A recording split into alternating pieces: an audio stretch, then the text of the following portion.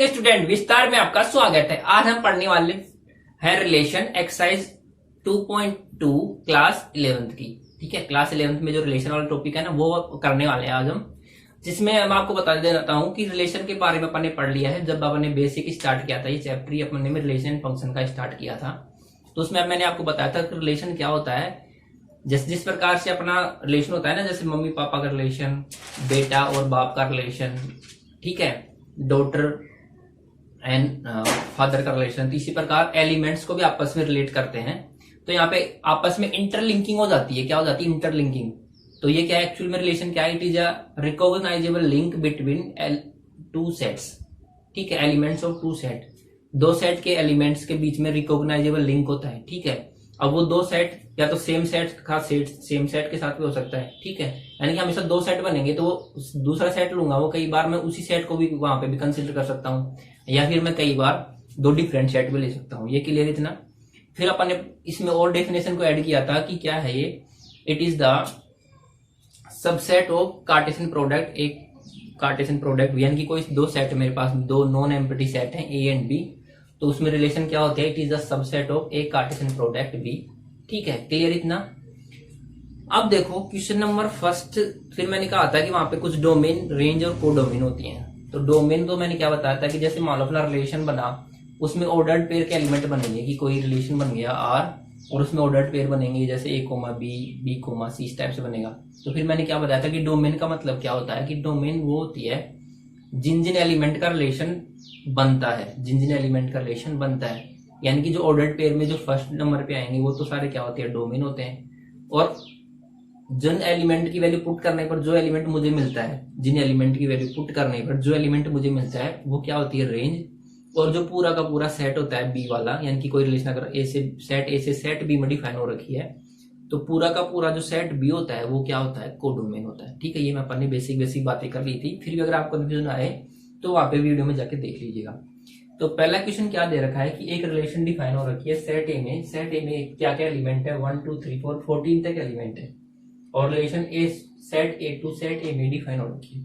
यानी कि मैंने कहा था ना, कई बार रिलेशन सेम सेट से सेम सेट में डिफाइन हो रखी है, यानी कि रिलेशन को डिफाइन करने के लिए कम से कम दो सेट चाहिए, दो सेट में डिफाइन हो गया हमेशा। ठीक है, तो इसने क्या बोला है कि सेट ए से सेट ए में डिफाइन है, और रिलेशन किस प्रकार से है कि एक्स कोमा वाई, यानी कि जो ऑर्डर्ड पेयर बनेगा उसमें पहला एलिमेंट है एक्स होगा, दूसरा क्या होगा? वाई होगा। ठीक है, सच दैट, इस प्रकार से होगी 3x minus Y equal to 0 and x and y belong to a। तो इसमें बताना मुझे डोमेन, कोडोमेन एंड रेंज। तो मैंने क्या बताया था, जब भी डोमेन, कोडोमेन, रेंज पूछे, इसने ऑर्डर्ड पेयर नहीं पूछा है, तो सीधा सीधा आप क्या बनाना? एरो डायग्राम बनाना। ठीक है, उससे थोड़ा जल्दी हो जाता है आपका आंसर। ठीक है, इसमें बना लो एलिमेंट 1 2 3 4 5 6, ऐसे चलेगा डॉट। ठीक है, ये तो हो गया सेट ए, और दूसरा सेट भी इधर आएगा ए, इसमें वही एलिमेंट आ जाएंगे पूरे के पूरे। ठीक है, क्लियर इतना? अब मुझे रिलेशन आर डिफाइन करनी है, set A to A. Clear है? तो ऐसे डिफाइन होगी।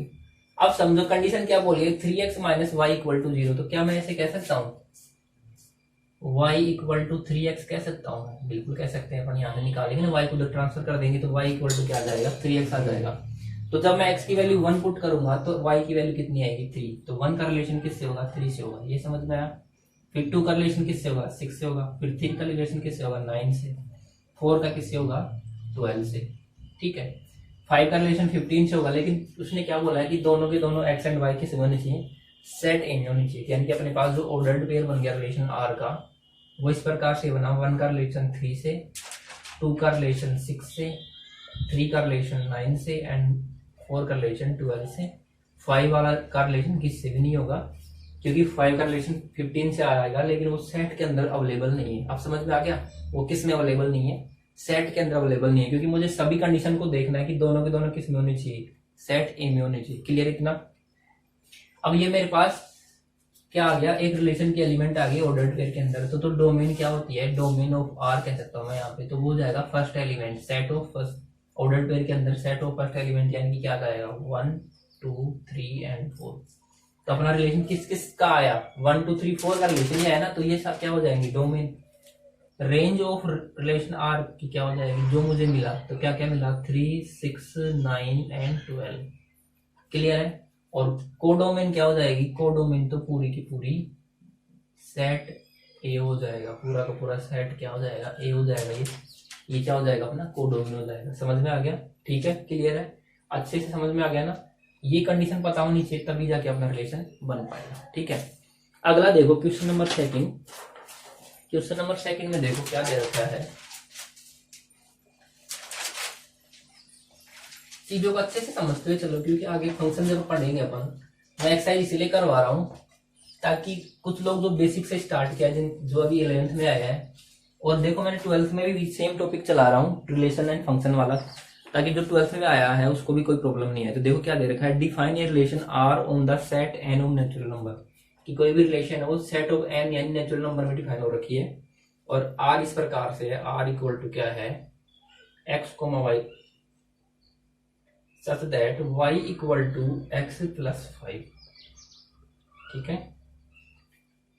और x क्या है, x belong to n and x is less than 4। इसने ये बोला है कि x ये नेचुरल नंबर लेस देन 4, और y भी क्या होना चाहिए, y भी नेचुरल नंबर से बिलोंग करना चाहिए। ये समझ में आया, जो y मिलेगा वो भी क्या होना चाहिए, नेचुरल नंबर ही होना चाहिए।